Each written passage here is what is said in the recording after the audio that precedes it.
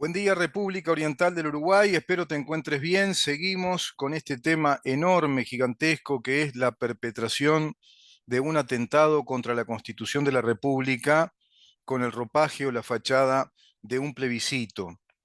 Tiene evidentemente ese ropaje, tiene la fachada formal de un mecanismo democrático que reúne ciertas características, inclusive, no todas, ciertas características formales que desde el punto de vista formal tampoco lo habilitan,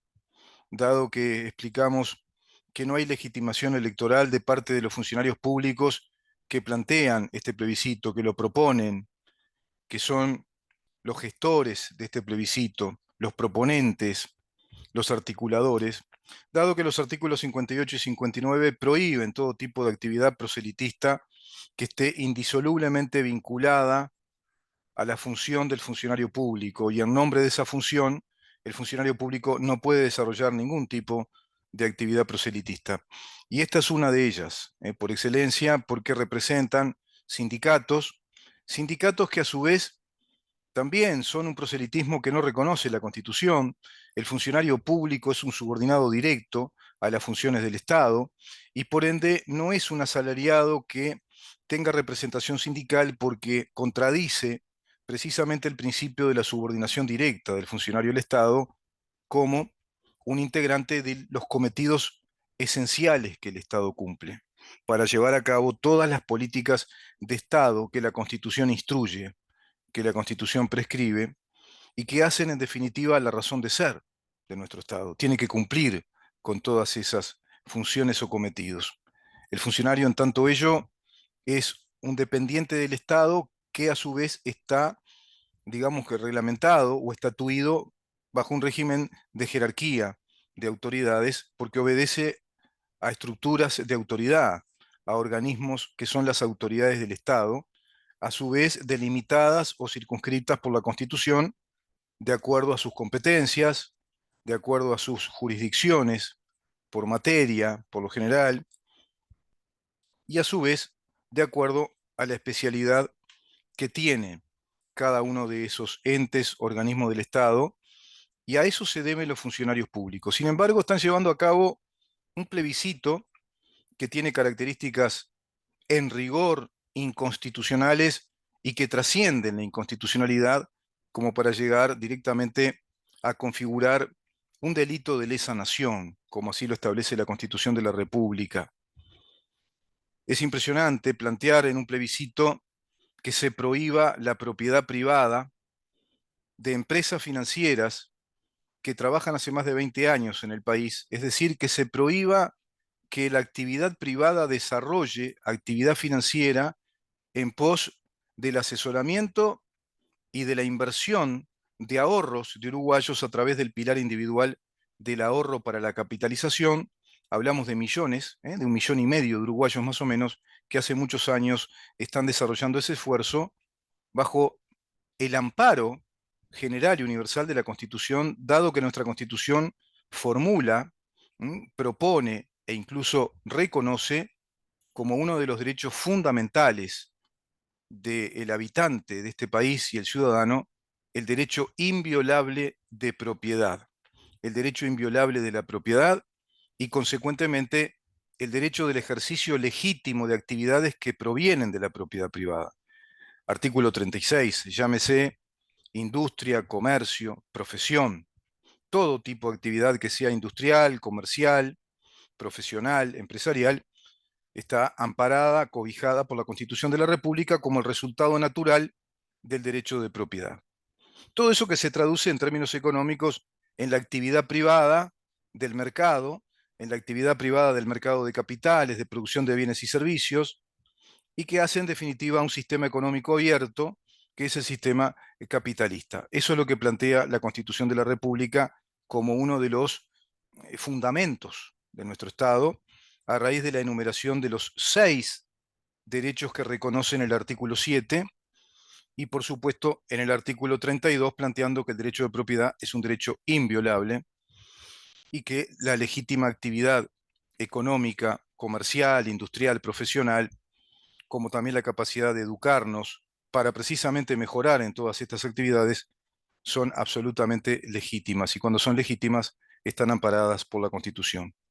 Este plebiscito del PIT-CNT lo que plantea es prohibir la actividad legítima de empresas privadas como las AFAPs y a su vez quitar ese círculo de capitalización y ahorro, ese capital patrimonial, todo ese patrimonio por un lado colectivo y por otro lado individual, producto de la rentabilización de la base de ahorro de 1,5 millones de uruguayos, más o menos, rompiendo con la seguridad jurídica. No puede el Estado decirte que el derecho de propiedad es un derecho universal, general, inviolable, y que luego te diga, pero en este caso, en el territorio o en el contexto de la actividad económica, empresarial, profesional, financiera, no, está prohibido. No se puede. Porque el derecho de propiedad como derecho inviolable, así declarado por la Constitución, es un derecho universal, general, que se aplica a todas las actividades económicas, industriales, profesionales, empresariales, productos del cultivo personal, como dice la Constitución también, es decir, del desarrollo del intelecto, del estudio, por la vía que sea, por la vía autodidacta, por la vía entre autodidacta y también académica o curricular, por lo que sea, cuando una persona se educa, se instruye, destaca, va a tener posibilidades de emprender también actividades profesionales, por ejemplo, actividades técnicas, actividades que van a destacar, actividades culturales, intelectuales, que van a rendir también frutos económicos. Todo eso dicen los artículos 32 y 36, con el artículo 7 estampando, consignando en la Constitución que el derecho de propiedad es un derecho inviolable. Esa declaración es universal, es decir, se aplica a todos los confines y todas las situaciones de la condición humana que propenden a la obtención, a la formación o al desarrollo de la propiedad privada. Por lo tanto, no puede haber un sector de la actividad que sea prohibida. Y en este caso, además, un sector muy importante, que es la actividad financiera, que es la actividad profesional experta de empresas que son expertas en cuanto al asesoramiento y en cuanto al estudio de los mercados para saber dónde invertir esos dineros que den la mayor rentabilidad posible y se invierten en actividades industriales, en actividades empresariales, comerciales, tanto de producción de bienes como de servicios, también en fondos de inversión, en distintos, digamos, ámbitos de la economía o contextos de la economía, esos dineros se invierten en pos de que rentabilicen, que produzcan precisamente capital. Y eso se logró con creces. Por lo tanto, es absolutamente inconstitucional y es un atentado contra nuestra Carta Magna plantearle la posibilidad de que tenga una norma que prohíba y de modo pétreo, porque si es constitucional va a ser de modo perenne, que prohíba la actividad privada de empresas privadas dedicadas a los ámbitos financieros, a la economía financiera en cuanto al asesoramiento y la inversión de los dineros de los ahorristas uruguayos. Y a su vez, confiscándole esos dineros y confiscándole también, inclusive, la posibilidad de desarrollar económicamente todos esos dineros que ya están invertidos y van rentabilizando en un círculo virtuoso de desarrollo económico a través de una cadena económica ya disparada, ya desarrollada. Es impresionante, es como tirar una bomba atómica en un territorio. Es lo mismo desde el punto de vista económico, es tirar una bomba atómica en el territorio económico del desarrollo exponencial de cadenas económicas de inversión, donde Uruguay capitalizó más de 22.000 millones de dólares a raíz de este sistema de los ahorros capitalizables, que pasan a ser propiedad privada, que pasan a ser patrimonios que se integran incluso y que te permiten invertir desde la rentabilización de esos ahorros, que te evitarían acudir a créditos, por ejemplo, a préstamos, porque podés retirar parte de esos ahorros capitalizables porque es tu propiedad y de pronto de ahí invertís. Todo ese daño, todo ese mal provocaría este plebiscito si fuera exitoso, entre comillas, si el fracaso fuera exitoso, si el fracaso comunista, socialista, fuera exitoso y comprobara en la historia, una vez más, que es un exitoso fracaso. Es un exitoso fracaso. Este oxímoron dice muchísimo. Lo cierto es que la Constitución está en peligro. Uruguay está en peligro. Nuestro país está corriendo ya un grave peligro de ser ultimado definitivamente como un Estado de Derecho. Si bien ya lo somos por la vía legal y las leyes se pueden corregir, se pueden derogar parcialmente, totalmente, y se recupera el Estado de Derecho. Pero si a la Constitución te la convierten en un documento gravemente contradictorio, inconsistente, incoherente, que establece prohibiciones tan graves como prohibir la actividad privada y empresarial en lo financiero y confiscar dineros en miles y miles de millones de dólares de uruguayos, rompiendo algo estrictamente esencial respecto al Estado de Derecho, como lo es la seguridad jurídica, como lo es la estabilidad jurídica. Es decir, nuestros derechos y nuestras obligaciones deben ser siempre previsibles, son generales,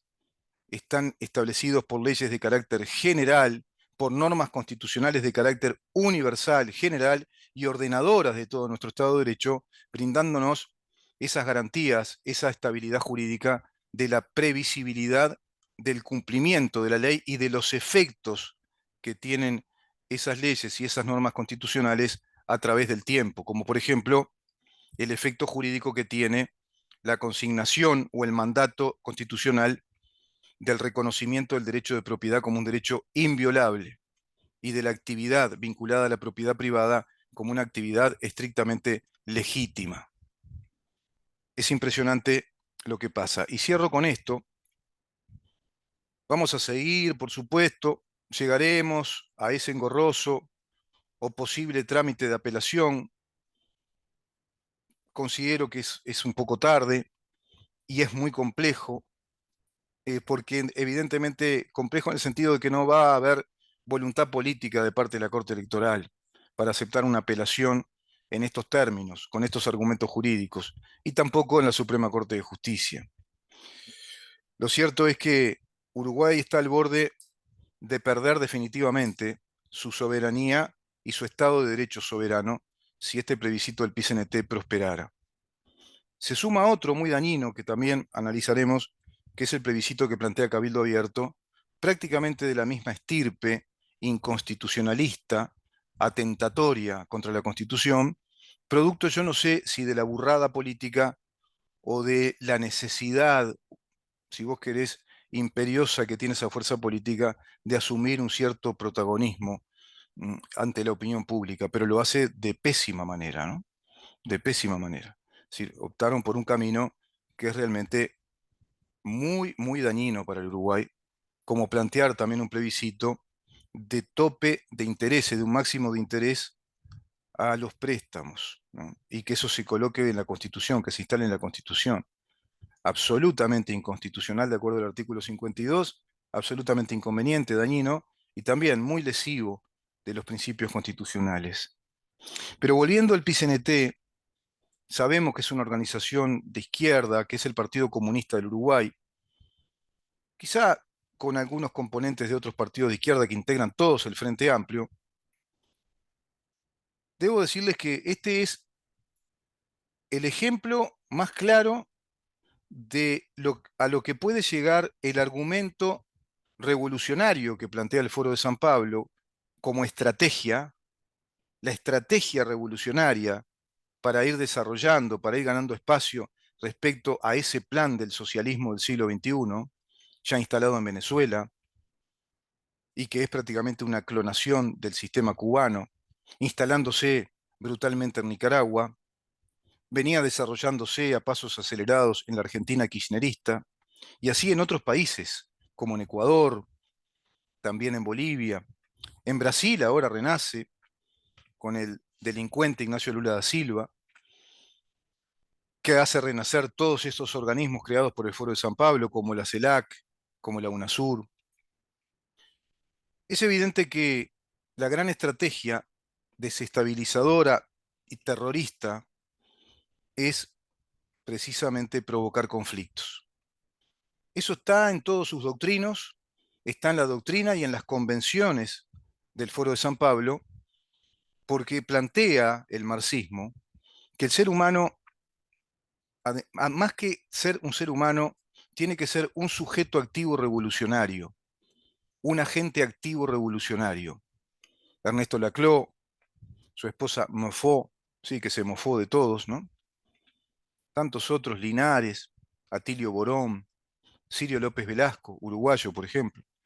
Teóricos de los que me voy acordando, teóricos marxistas actuales que nutren de doctrina al Foro de San Pablo. Las propias ideas de José Mujica, bastante deshilachadas, pero las toman en cuenta como un pope, un referente del Foro de San Pablo. Los marxistas internacionales globalistas, que están evidentemente en connivencia con todo esto. El plan de desarrollo marxista comunista en Venezuela, irradiando ese modelo espantoso, ¿no? Desastroso, de terror, pero que les plantea a los adoctrinados que son agentes revolucionarios, que son sujetos de un cambio, ¿eh? Proponentes de un cambio de modelo de organización social. Y el cambio precisamente obedece a tirar abajo definitivamente las estructuras democráticas representativas de nuestros estados de derecho. Es decir, romper definitivamente con los tres poderes del Estado. Ellos no creen en los tres poderes del Estado. Fundamentalmente no creen en el poder legislativo. Lo consideran un poder nefasto, un poder de la burguesía, que es una democracia muy débil, que no es la verdadera democracia para ellos. Por eso Carolina Cose decía, hay otro tipo de democracias. Claro, desde su perfil comunista, el comunista cree en la democracia directa, participativa, de asambleas, permanentemente deliberante, caótica, sin ningún tipo de garantías, porque ahí es todo muy engorroso, muy bla, bla, bla, y prácticamente siendo un modelo de estatización total de los medios de producción, de los bienes de capital, con una economía en rigor planificada desde el Estado, con un modelo económico de planificación total. Uruguay tiene ya mucho de eso, ya es un país socialista que tiene un modelo económico de planificación de la economía y no tiene el modelo económico del mercado abierto de capitales, donde florece la propiedad privada inclusive como creadora de nuevos capitales o formación de nuevo capital a través de ese ir y venir de la ecuación de la oferta y la demanda. No tiene Uruguay, digamos, un campo de desarrollo muy amplio respecto a la verdadera competencia, a esa libre competencia de ofertas y demandas, integrado a países que tienen esquemas económicos abiertos de capitales y que se basan en la cotización incluso de empresas que cotizan según lo que ganan en los mercados, en las ofertas y demandas, hoy por hoy en esta escala global. Uruguay siquiera desarrolló una industria manufacturera de valor agregado que nos permitiera como país ser destacados mundialmente por uno o dos productos que sean de consideración mundial, de alta consideración mundial, como pasa, por ejemplo, con Suiza, pasa con Dinamarca, pasa con Corea del Sur, que tienen productos altamente sofisticados, de calidad tecnológica, por ejemplo, y que eso les permite el ingreso de divisas multimillonarias. Uruguay no tiene eso. Uruguay está acomodado simplemente a la economía primarizada, a los 9 commodities, sigue siendo una economía agropecuaria que no ha logrado plantear a Uruguay como un hub de desarrollo en algún aspecto económico. Tiene ese modelo financiero, y tenemos sí ventajas como por ejemplo la libre circulación monetaria, eso es muy bueno en el Uruguay, es decir, acá hay una libre circulación monetaria. Tenemos cobijos bancarios, financieros, sin embargo, el PCNT va a plantear este disparate, ¿no? Va a plantear que la Constitución tenga pro, una norma que prohíba toda la actividad financiera vinculada a la capitalización de los ahorros de los uruguayos desde la esfera privada o la actividad privada, para monopolizarla en el Estado y confiscar esos dineros además y llevarlos a un fideicomiso del BPS. Pero como son agentes revolucionarios, ellos están convencidos que la principal tarea es provocar el conflicto, y el conflicto más grande que están provocando si vos querés, el padre de todos los conflictos, o la madre de todas las actividades desestabilizadoras, es este plebiscito. Está provocando un conflicto enorme, gigantesco, en todo el sistema político uruguayo, y me refiero al sistema, como modelo, no a la clase política. Está pretendiendo poner en jaque mate al Estado de Derecho uruguayo, desestabilizando definitivamente el funcionamiento del Estado, porque atenta contra la Constitución de la República, que es algo muchísimo más grave y trascendental que haber atentado contra el orden jurídico que la Constitución prescribe cuando se legislan leyes que son inconstitucionales, porque esas leyes se pueden corregir. Se pueden corregir parcialmente, derogar parcialmente, o se pueden derogar por otra ley si hay voluntad política para hacerlo. Pero si se toca la Constitución a este nivel, es complicadísimo porque prácticamente estamos hablando de disposiciones que obedecen algo así como a una reforma total, a una especie de Asamblea Nacional Constituyente velada, no declarada, que va planteando por cuentagotas cambios sustanciales en la Constitución, como ya se hizo con aquel plebiscito del agua, monopolizando el agua,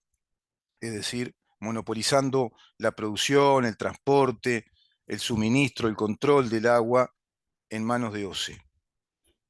Y así, ahora vienen con esta treta, con esta estrategia revolucionaria, como agentes revolucionarios. Por lo tanto, no están pensando como ciudadanos, no están pensando como uruguayos, sino que están pensando como agentes marxistas, comunistas, llevando a cabo un paso más esa revolución socialista para consolidar en nuestro país el modelo social marxista que ya tenemos. Los dejo por acá con este tema, vamos a seguir con otros. Está en un momento complicado Uruguay realmente, con un gobierno muy débil, que con mayorías parlamentarias no tuvo la voluntad de frenar todo este proceso de socialismo marxista en el Uruguay, con más de 16 leyes graves, gravemente inconstitucionales, porque son leyes que le dan estructura y funcionamiento al Estado, como el Código del Procedimiento Penal, como la Ley de la Fiscalía General de la Nación, como la ley que establece el marco regulatorio de los convenios colectivos, leyes que nos hacen gastar plata y son inútiles, como la que creó la Institución Nacional de los Derechos Humanos, etcétera. Seguimos, seguimos viendo, seguimos analizando en dónde estamos. Chau.